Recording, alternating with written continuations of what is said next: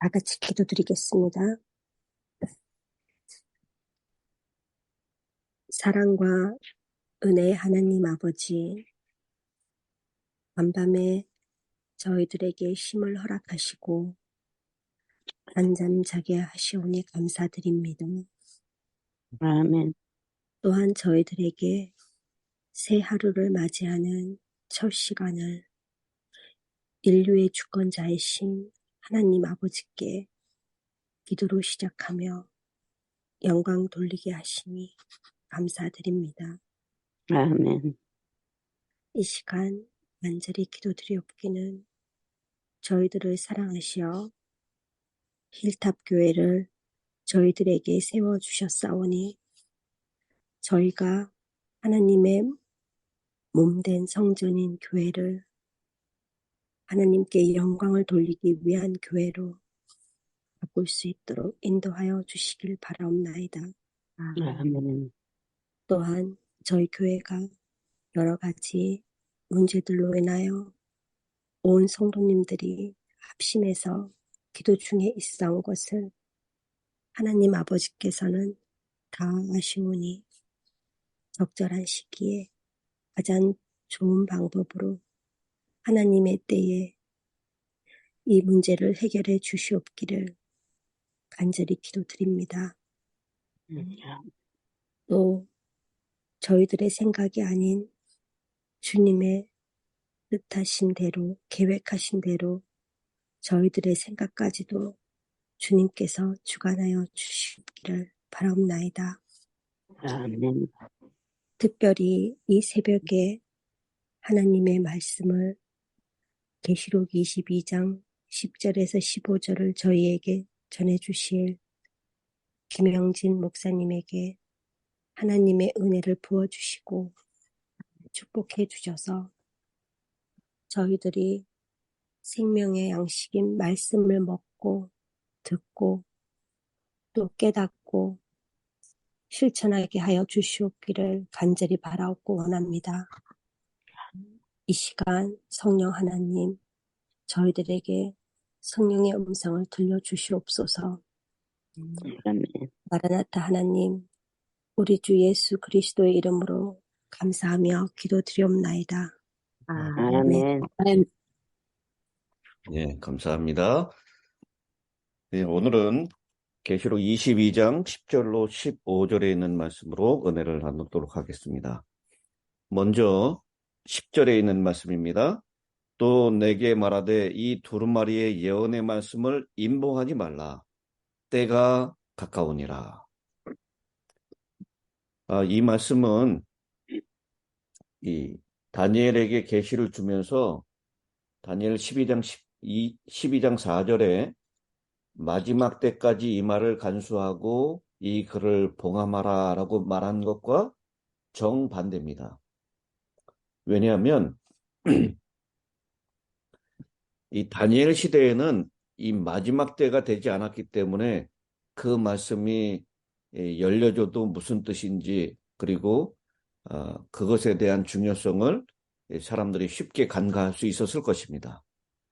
그러나 이제 이 마지막 때가 되었기 때문에 이 계시록에 있는 말씀, 특별히 다니엘 우리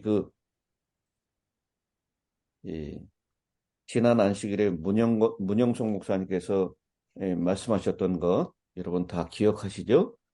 2300주야에 관한 예언부터 다니엘 12장 끝까지의 예언이 열리지 않고 임봉이 되었었습니다. 그런데 이제는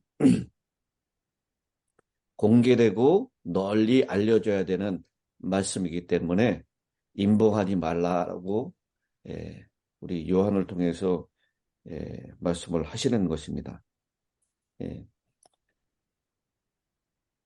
단지 종말이 지연되고 있을 뿐이지 재림의 때는 심히 가까워져 있기 때문에 그래서 이 계시록에 있는 말씀 이것은 이제 임봉하거나 감출 때가 아니라 공개되고 읽혀지고 그리고 그 말씀들이 행해져야 될 시기이기 때문에 그렇게 말씀하고 있습니다.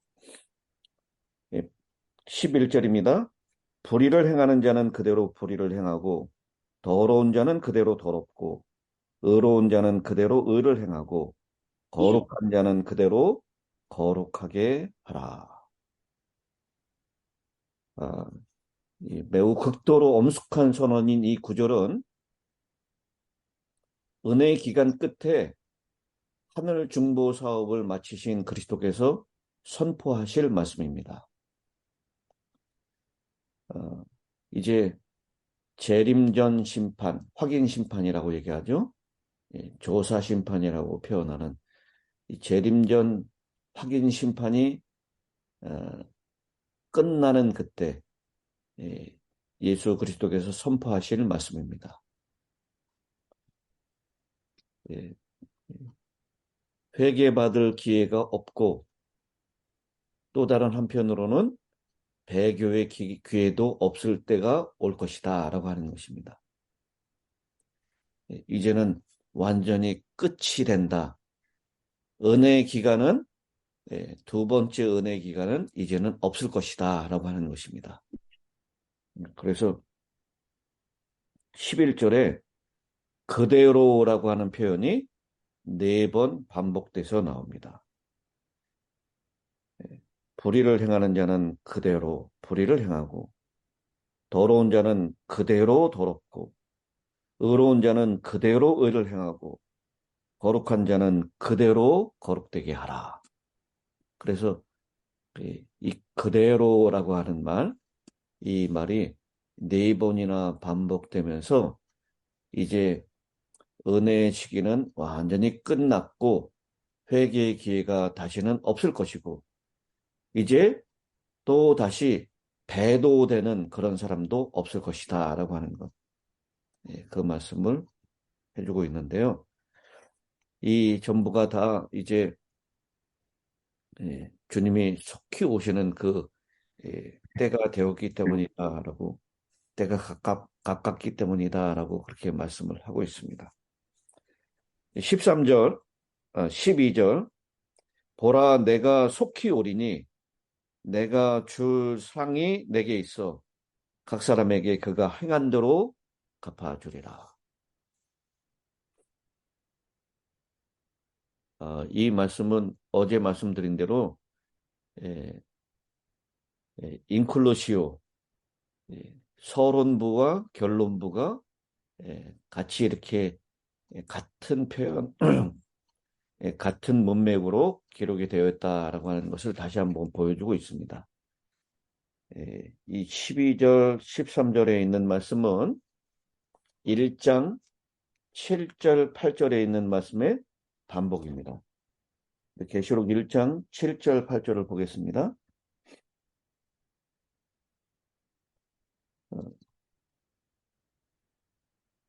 볼지어다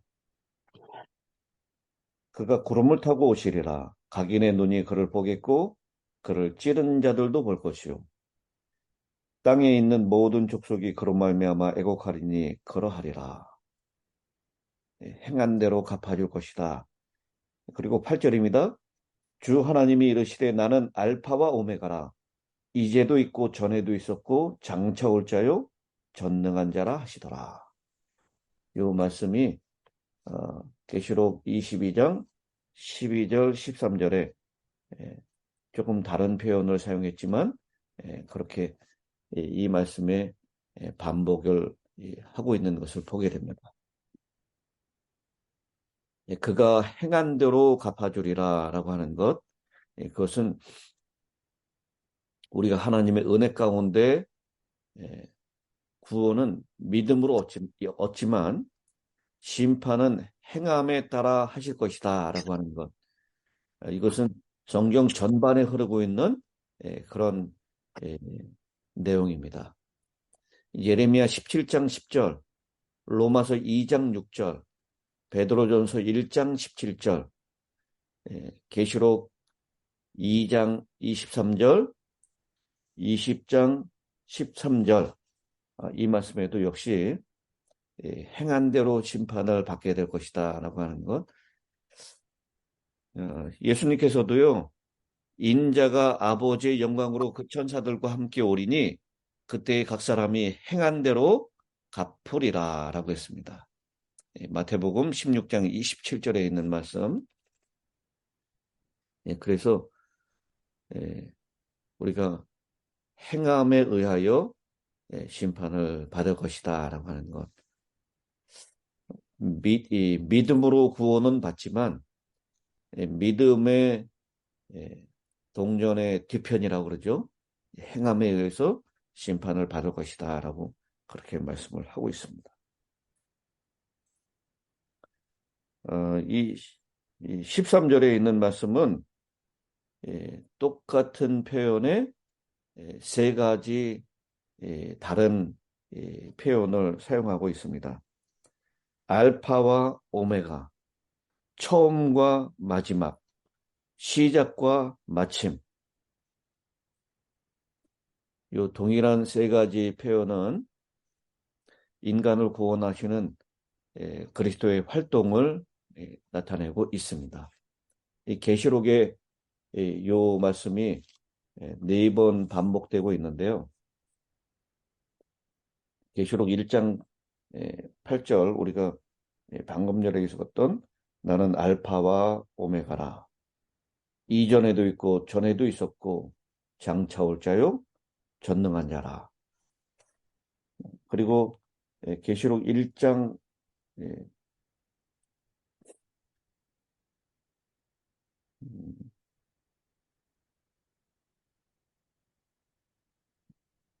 계시록 1장 17절 그 후반부에 있는 말씀이죠. 나는 처음이요 마지막이니 이 표현이 동일한 표현이고요.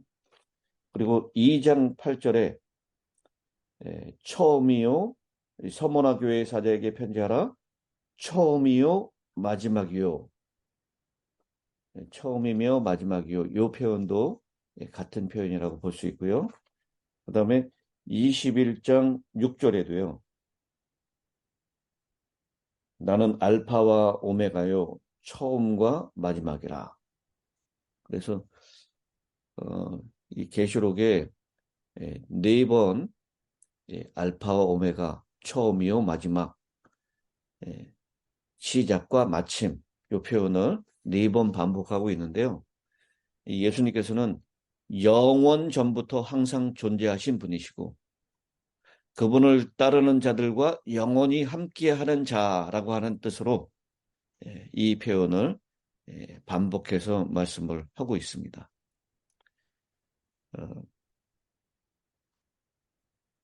우리 이 계시록 11절, 22장 11절, 12절에 있는 이 말씀을 통해서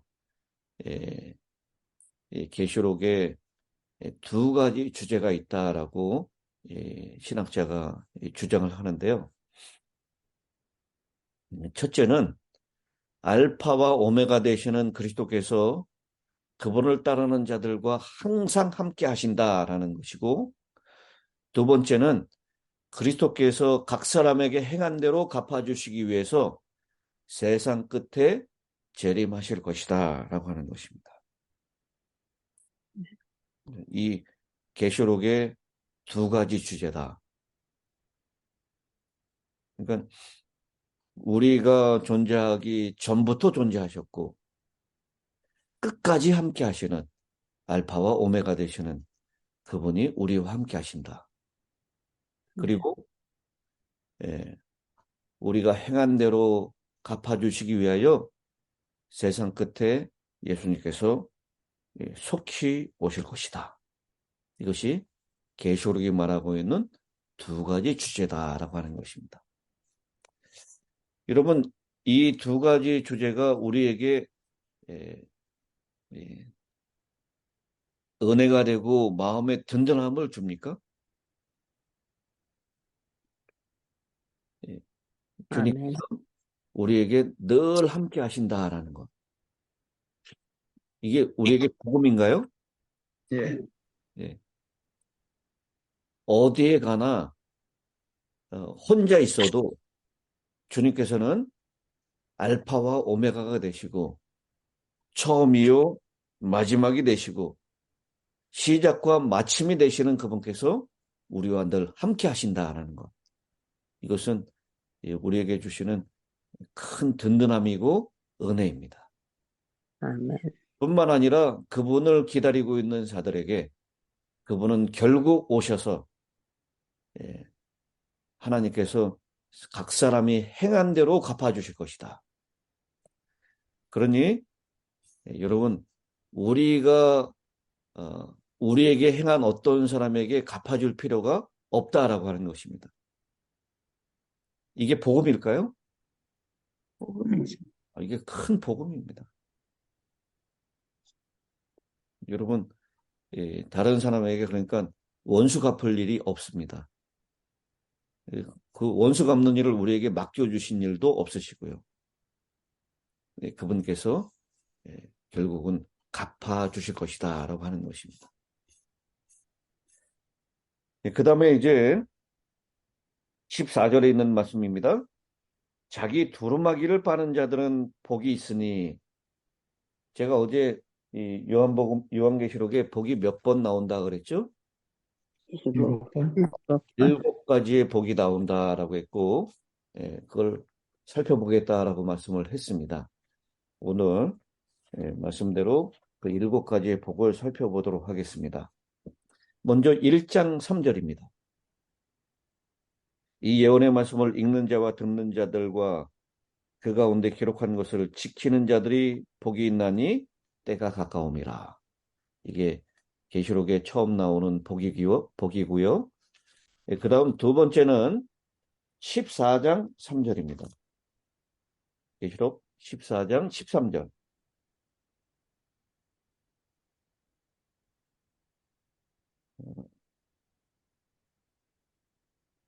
또 내가 들으니 하늘에서 음성이 나서 이르되 기록하라. 지금 이후로 주 안에서 죽는 자들은 복이 있도다. 이게 두 번째 복이고요. 그 다음 16장 15절입니다. 보라, 내가 도둑같이 오리니 누구든지 깨어 자기 옷을 지켜 벌거벗고 다니지 아니하면 자기의 부끄러움을 보이지 아니하는 자는 복이 있도다. 세 번째 복이고요. 그 다음 네 번째 복은 19장 9절입니다. 전사가 내게 말하기를 기록하라. 어린 양의 혼인잔치의 청함을 받은 자들은 복이 있도다. 19장 몇 절요? 19장 9절이요. 그 다음에 20장 6절입니다. 이 첫째 부활에 참여하는 자들은 복이 있고 거룩하도다. 아멘. 그리고 22장 14절.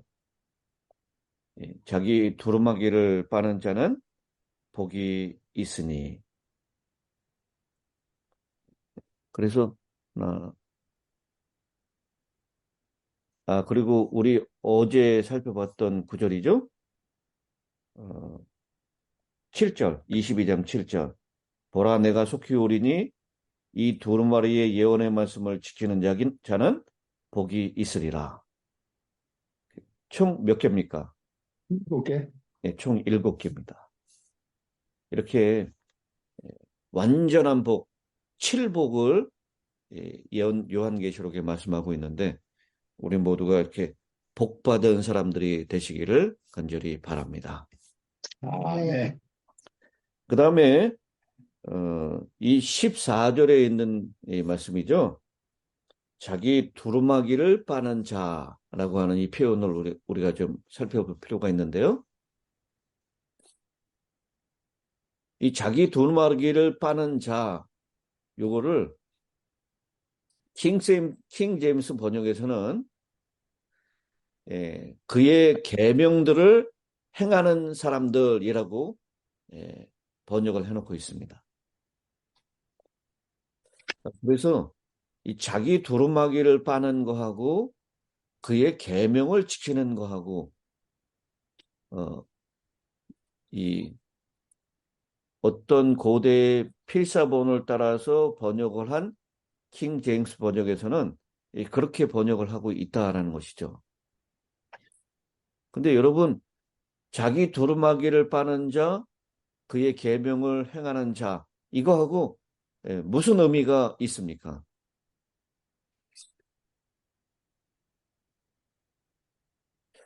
왜 이렇게 번역이 달라진 것일까요?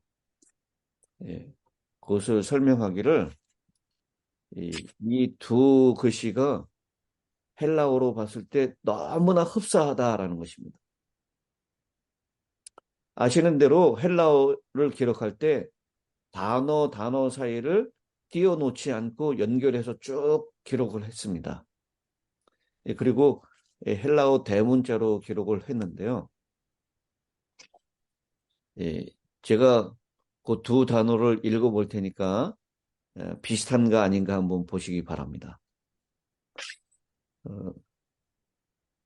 그의 계명들을 행하는 사람들, 요 헬라어 단어들이 문장이 뭐냐면 호이 포이운테스 타스 엔톨라스 아우토 이 단어고요. 포인트. 다시, 호이 포이, 포이운테스. 포인트. 이거 적을 필요는 없습니다. 호이 포이운테스 타스 엔톨라스 아우토.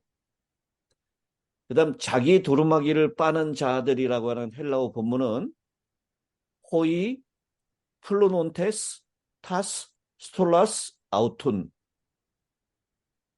좀 비슷하게 들립니까? 네. 예. 이 두 문장이 비슷하게 들립니다. 이 헬라어 단어를 쓴 거를 보면요. 예, 구별이 안 되게 좀 헷갈리게 써 있어요. 그래서 이것을 읽는 사람이 잘못 읽었던지 아니면 듣는 사람이 잘못 들었던지 오총이든 오독이든 이 두 단어가 사본에 두 가지로 기록이 되어 있다라는 것입니다. 그런데 다행히도 이 두루마기를 빠는 자들이라고 하는 뜻과 그의 계명들을 행한다라고 하는 뜻이 완전히 다른 뜻은 아니다라고 하는 것입니다. 오독이든 오청이든 이 두 가지의 단어가 서로 뜻이 이렇게 연결되어 있다라는 것인데요. 두루마기를 빠는 것의 표면적인 의미는 죄를 회개한다라는 것이죠.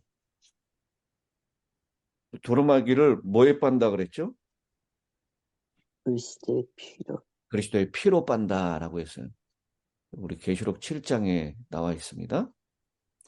그런데 이 두루마기를 빤다라고 하는 것의 표면적인 의미는 죄를 회개하는 것이지만 이면적인 의미, 그 안에 있는 의미는 그의 계명에 순종하는 것이다라는 것입니다. 죄를 멈추게 하는 가장 분명한 방법은 죄를 안 지으려고 노력하는 것이 아니라 계명을 따라서 선을 행하는 것이다라는 것입니다. 자신의 아멘. 삶에 계명을 비춰보고 잘못된 부분을 회개하며 계명에 맞추어서 자신의 삶을 바로잡는 것이 바로 두루마리를 따라 입는 것이다라는 것입니다. 그래서 두루마리를 빠는 자들, 그것의 이면적인 뜻은 그의 계명들을 지키는 것이다 라고 하는 것이다. 그래서 이게 읽는 사람이 잘못 읽었는지 아니면 듣는 사람이 발음이 비슷하니까요. 잘못 들었던지 두 가지로 번역이 돼서 나오는데 다행스럽게도 그 의미는 서로 통하고 있다라고 하는 것. 이것도 하나님의 섭리가 아닌가라고 생각을 합니다. 이 두루마기를 빠는 자들, 그의 계명을 지키는 자들에게 있는 복이 있다라고 했는데요. 그것은 생명나무에 나아가는 복이 있습니다. 그리고 문을 통하여 성에 들어갈 권세를 받는다라고 했습니다. 오늘 그리스도의 입혀주시는 의, 그러나 그 의는 이 땅에서 우리가 죄를 짓든 안 짓든 이 죄악 세상에 살다 보면 더러워질 수 있습니다. 여러분, 흰색 와이셔츠를 입고 나가면 내가 어디에 뭐 이렇게 검정을 묻히지 않았어도 그날 하루 입고 난 다음에는 그 와이셔츠가 더러워지나요? 네. 더워지죠. 그것을 이제 김대성 목사님은 죄를 행하지 않아도 묻은 때라고, 묻은 죄라고 얘기합니다. 죄악 세상에 살다 보니까 우리가 원하지 않지만 우리의 눈에 띄는 것, 우리의 귀에 들리는 것, 이런 걸 통해서 죄가 묻어올 수 있어요. 근데 여기 두루마리를 빤다라고 하는 이 표현은요, 한 번 빠는 것을 의미하는 것이 아니라 현재 분사를 사용해서 계속해서 빨아야 되는 것을 얘기합니다. 매일매일 빨아야 한다라는 것이죠. 그래서 매일 그리스도의 피의 공로를 의지하여 성령께서 깨우쳐 주시는 죄에 대하여 우리가 매일 회개할 필요가 있고, 죄를 짓지 않기 위하여 그리스도의 계명들을 행할 필요가 있다라고 하는 것입니다. 그런 사람들에게 생명나무에 나아갈 수 있는 특권, 그리고 그 성에 들어가는 특권이 있게 될 것이다 라고 말씀을 하고 있습니다. 그리고 15절입니다. 개들과 점술가들과 음행하는 자들과, 그 다음 누굽니까? 살인자들과 우상숭배자들과 및 거짓말을 좋아하며 지어내는 자는 다 성 밖에 있으리라. 여기 이 표현은요, 이미 21장 8절, 21장 27절, 거기에 언급되어 있는 사람들입니다. 그런데 한 사람은 처음 등장해요. 누가 등장하죠? 22장 15절에 21장 8절에 보면 그 불못에 던져주는 사람들이 이 흉악한 자, 살인자, 음행하는 자, 점술가, 우상숭배자, 거짓말하는 자, 이렇게 언급되어 있고, 또 21장 27절에도 무엇이든지 속된 것이나 가증한 일 또는 거짓말하는 자는 결코 그리로 들어가지 못할 것이다 라고 얘기를 하고 있어요. 그래서 다른 사람들은 다 겹칩니다. 근데 누구는 여기 처음 사용된 표현이에요. 개들. 개들이라는 표현. 이 개들은 누구를 얘기하는 걸까요? 그런 사람들. 이 개들은 요즘 우리 시대에 살고 있는 사람들은 이 개들을 애완견처럼 기르고 자식처럼 기르죠. 네. 근데 옛날 이 요한 당시의 개들은요, 그렇지 않았습니다. 이 개들은 집 없이 헤매고 다니는 더럽고 야만적인 그런 도적쯤으로 해당되었습니다. 애완동물이나 집을 지키는 짐승이 아니었다는 것입니다. 그때 당시에는요. 그래서 개들은 더럽고 야비하고 야만적이고 파렴치한 사람들을 상징합니다. 남자 창기, 매음자들, 이런 사람들이 우리 신명기 23장에 보면 개들이라고 표현되어 있습니다. 그래서 이 다윗도 개들이 나를 에워쌌으며 내 유일한 것들을 개의 세력에서 구하소서라고 시편 22편 16절, 20절 이렇게 주님께 부르짖고 있습니다. 그래서요, 이 개라고 하는 이 표현들, 바울이 빌립보 교인들에게 개들을 삼가고 빌립보 3장 2절, 네, 그리고 베드로도 베드로후서 2장 20절 22절에 의의 도를 안 후에 거룩한 명령을 저버리는 것은 개가 그 토하여였던 것에 돌아가는 것이다라고 그렇게 비유를 하고 있습니다. 그래서 여기 표현되고 있는 개라고 하는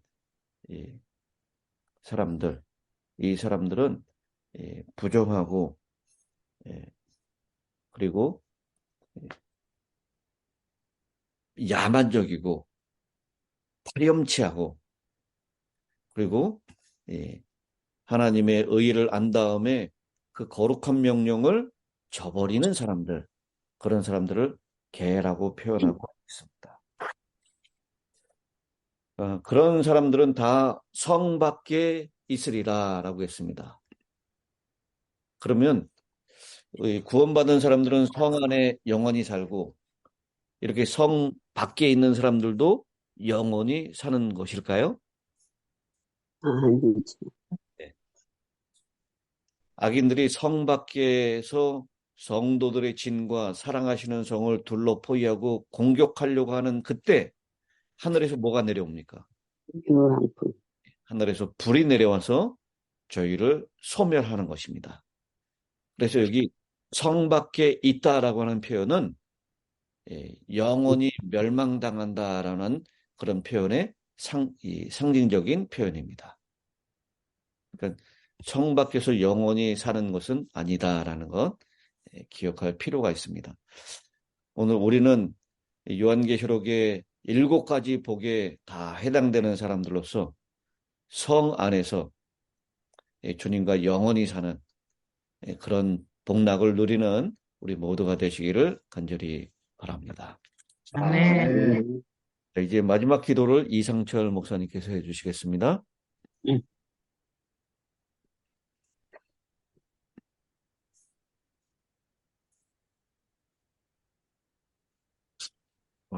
마이크가 꺼져. 생명의 말씀으로 저희들을 새롭게 하여 주시고 깨끗게 하여 주시옵시고 또 힘이 넘치게 하여 주시니 그 은혜를 감사드리옵나이다. 아멘. 오늘 아침에 종을 통해서 들은 말씀으로 오늘 하루 동안도 힘차게 건강하게 생활할 수 있도록 축복하여 주시옵시고 아멘. 주님의 사명을 다하는 그런 마음으로 또 그런 활동으로 살아갈 수 있도록 하나님께서 축복하여 주시옵소서. 아멘. 우리를 사랑해 주신 예수님의 성을 의지하여 간절히 기도드리옵나이다. 아멘. 아멘.